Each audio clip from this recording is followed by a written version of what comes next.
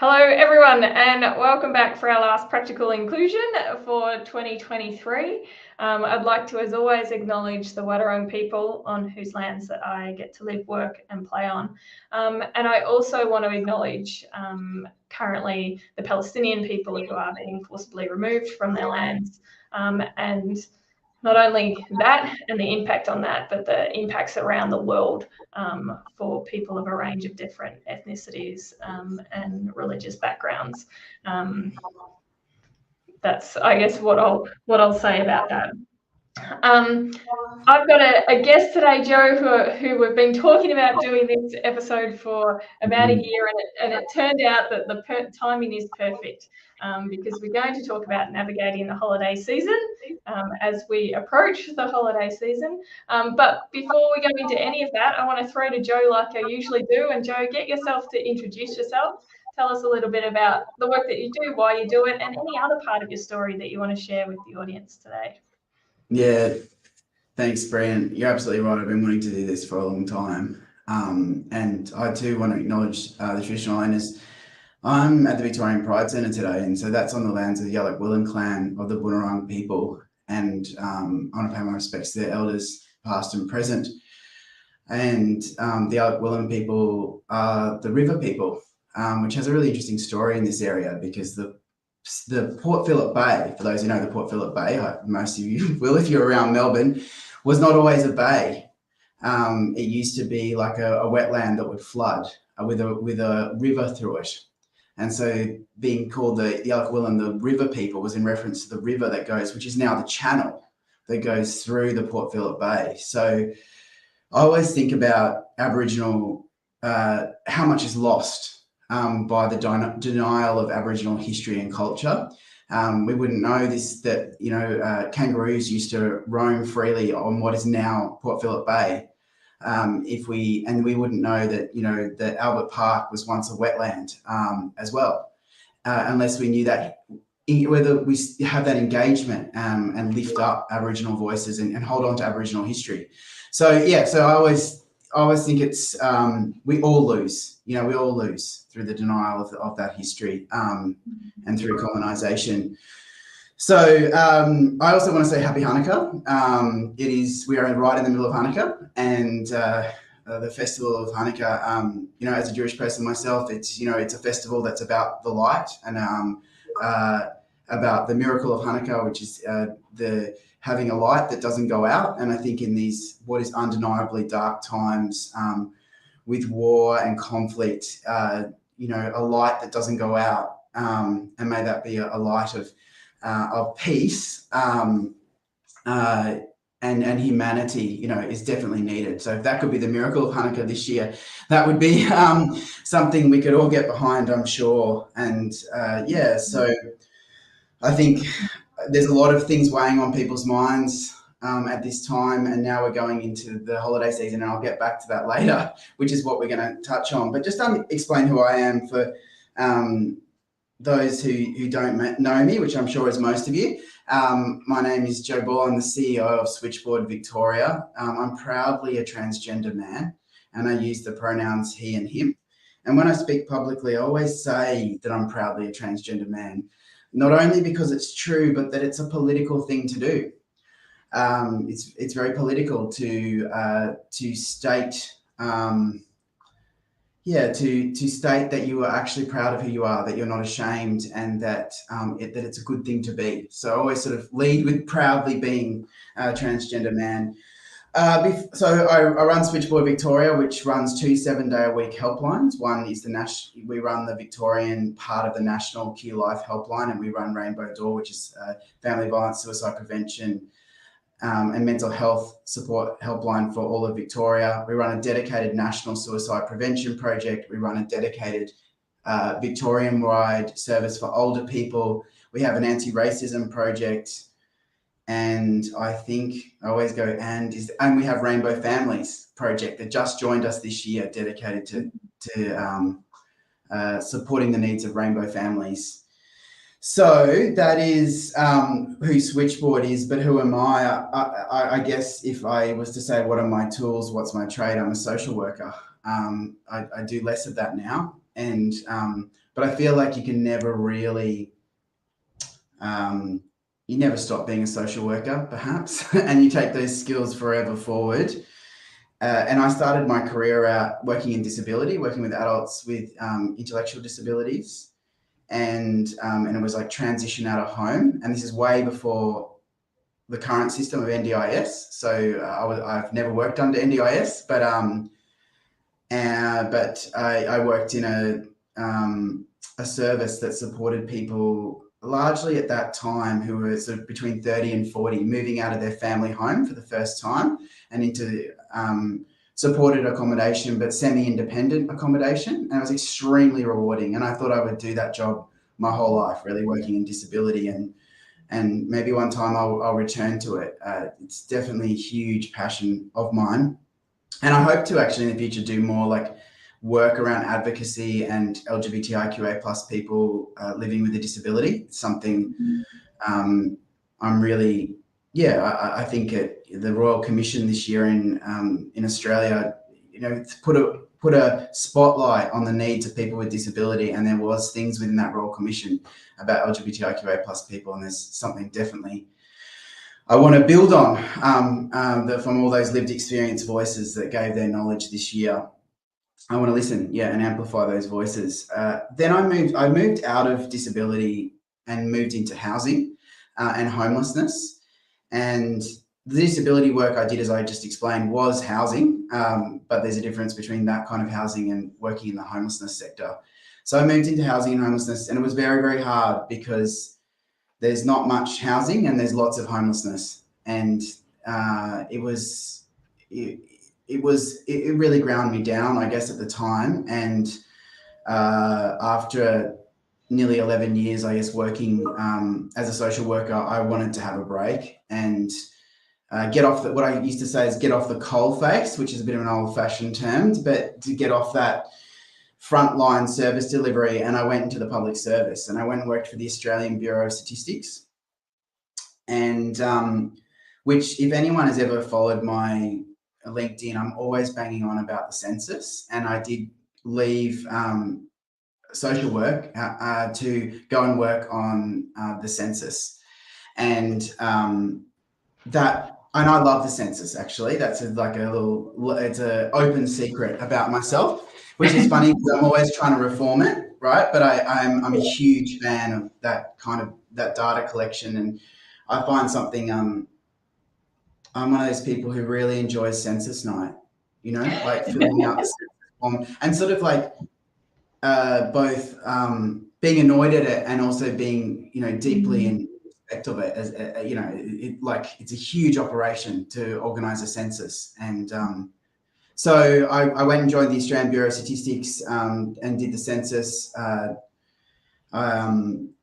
did the 2011 and 2016, and after 2016, what I realized I was doing, whether it was at the AB, and in between the two censuses, I went and worked for the Australian Charities and Not-for-Profits Commission as well.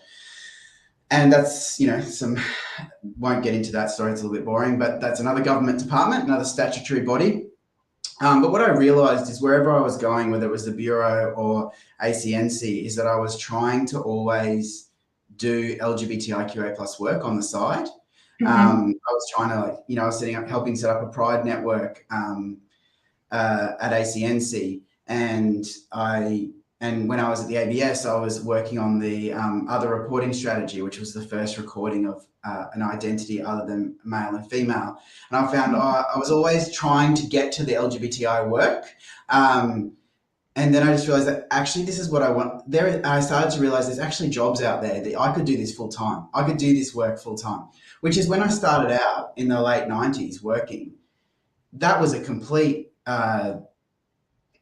fantasy that you would get paid really to do this work full time.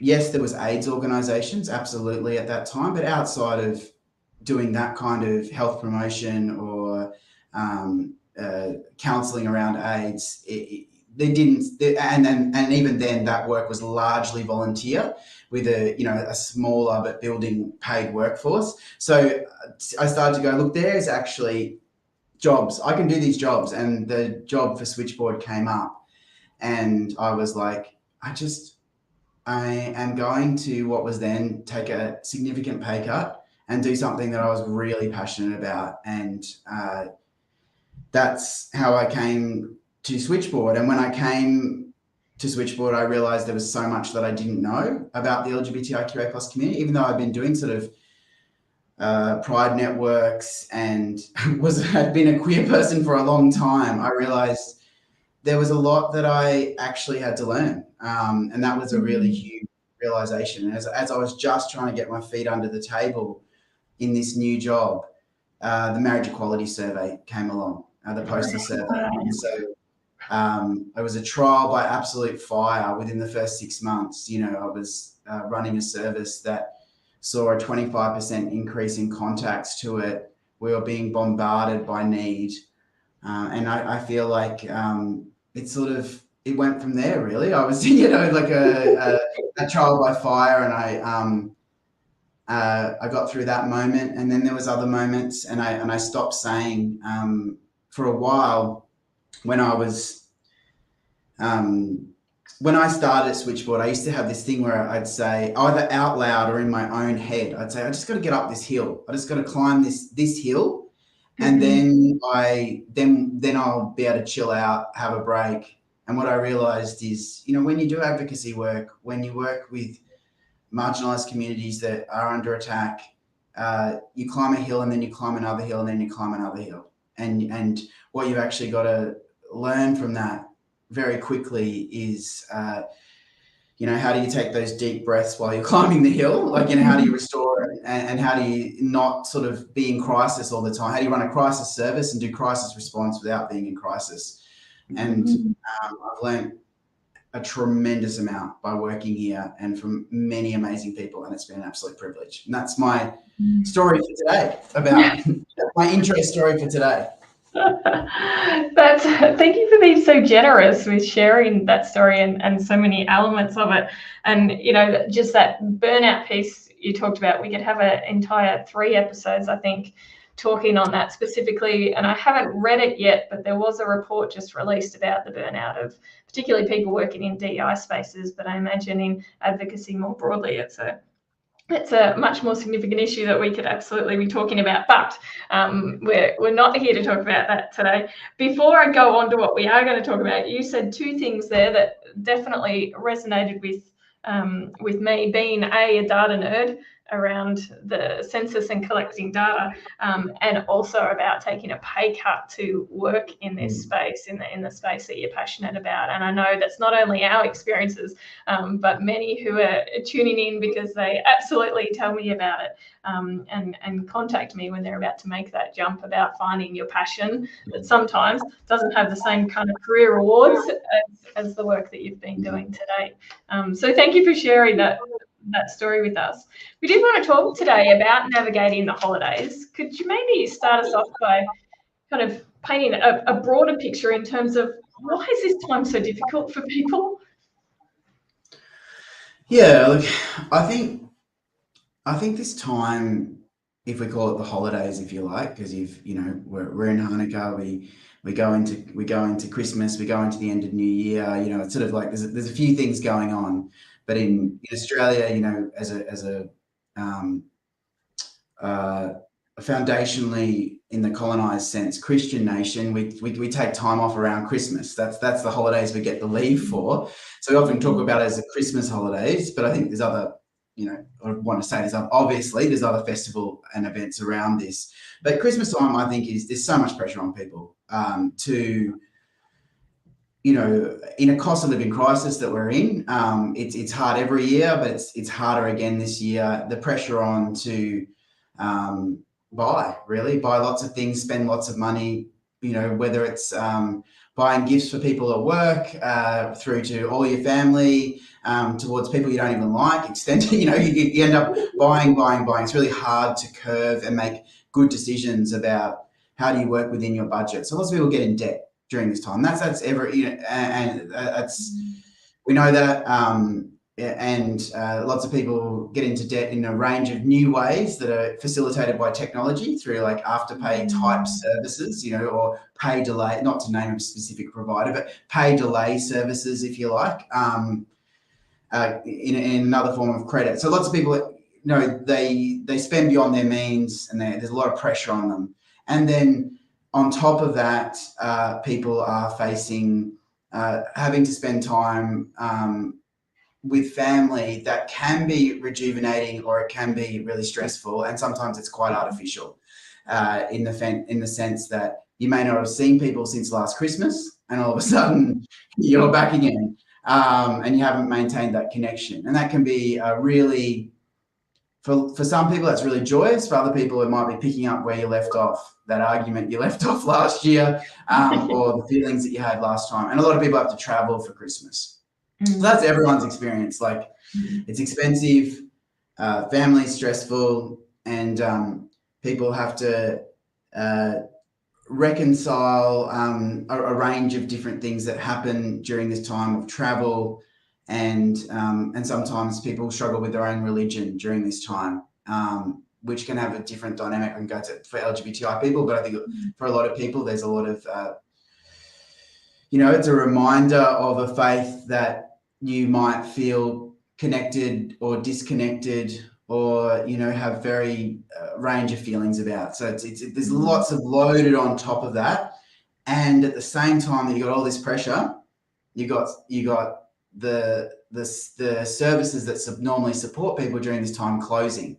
So it's not like you were going to design a system of support, and you wouldn't design this. You would sort of drop a few elements out. You probably put a cap on how much you can spend, and you would you'd probably advise people to stay a little bit less with their family they don't get along with. If you're going to do a system design, you wouldn't you'd do it differently.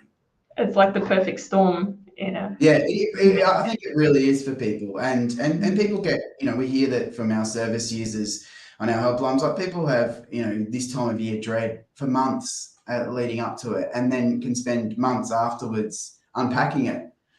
And that's and I've got some thoughts I can share about ways to deal with that later if we get to it.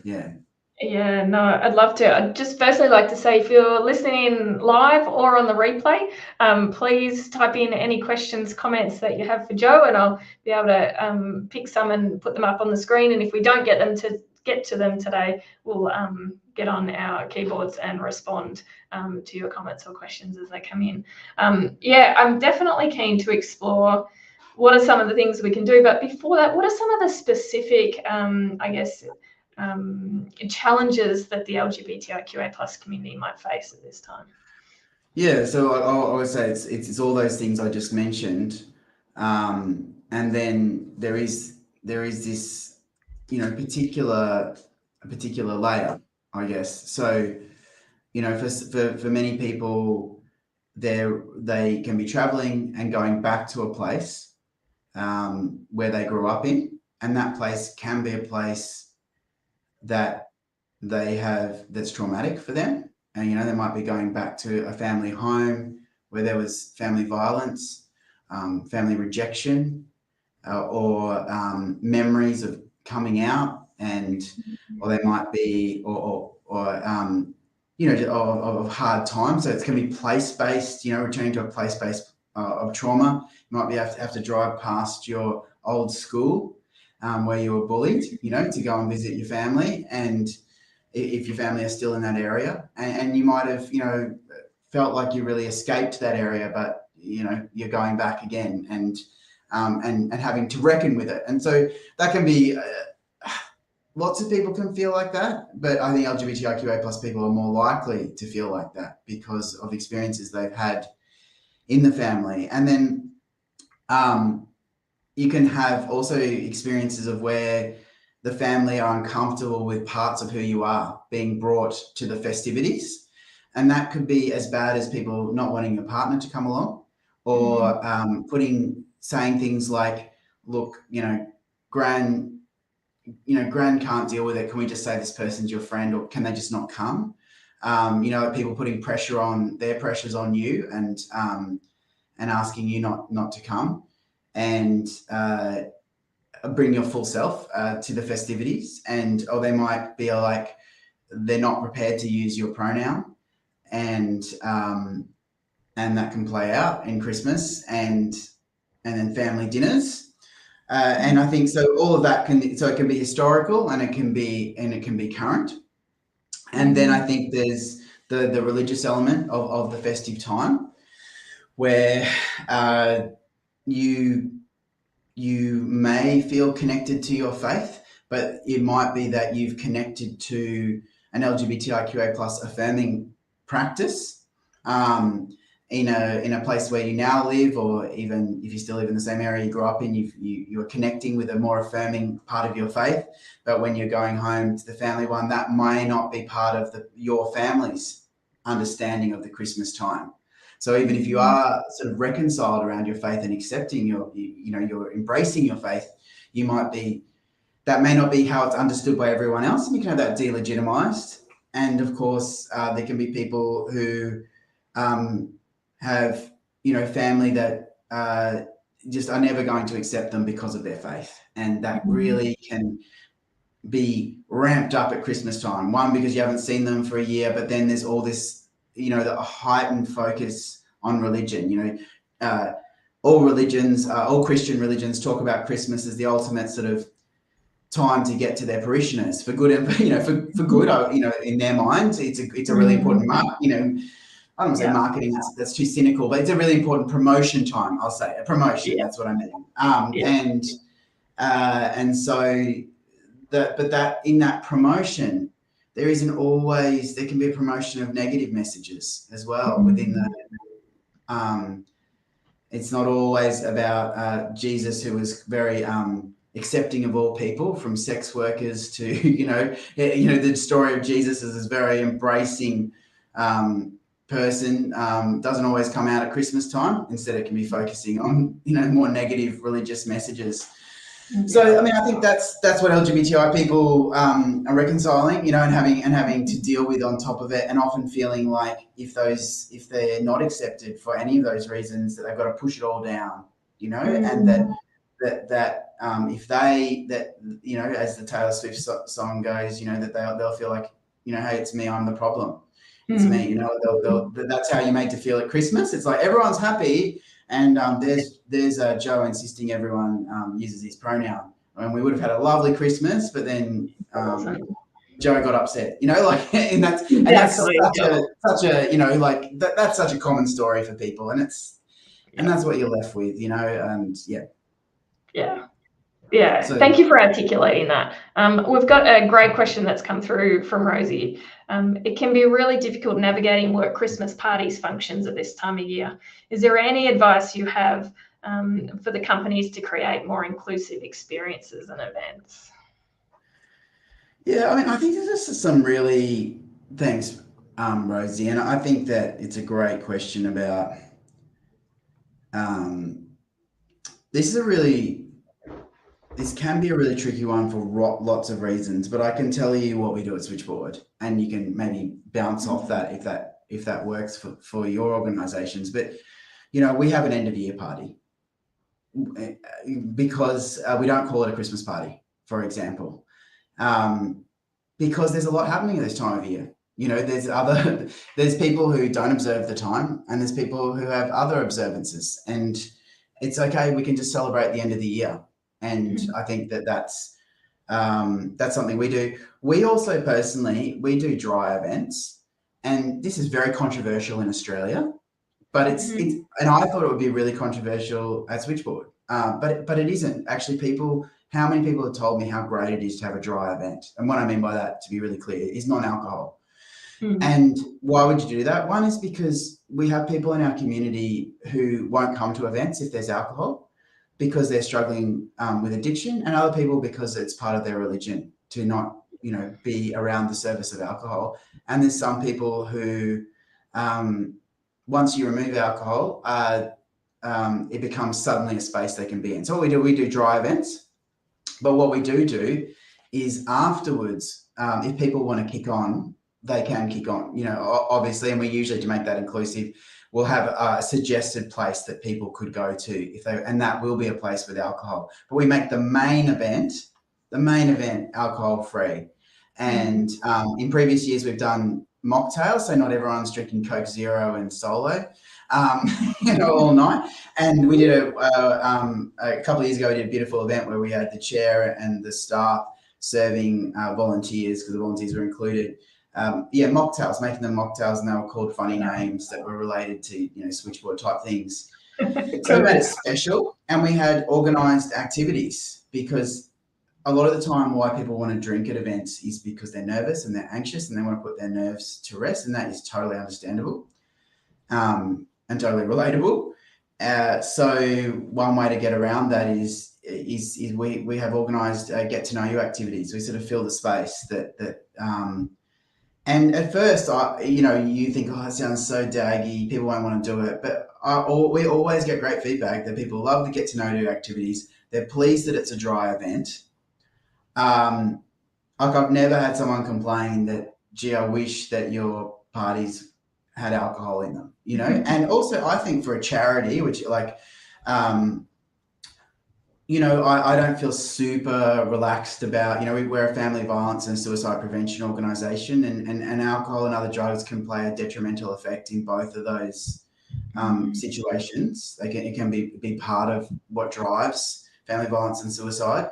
And in those instances, like spending switchboard money where people donate to us on alcohol doesn't sit with me. So very, very well. And I think it's sort of living your principle. So this is what we do. And that is not everyone. And I know there is a culture, and it can be hard to break, where people say, it's not a party. People don't feel treated unless there is, the treat is alcohol. But what we do is we organise really nice snacks, really nice food at the event, and we do.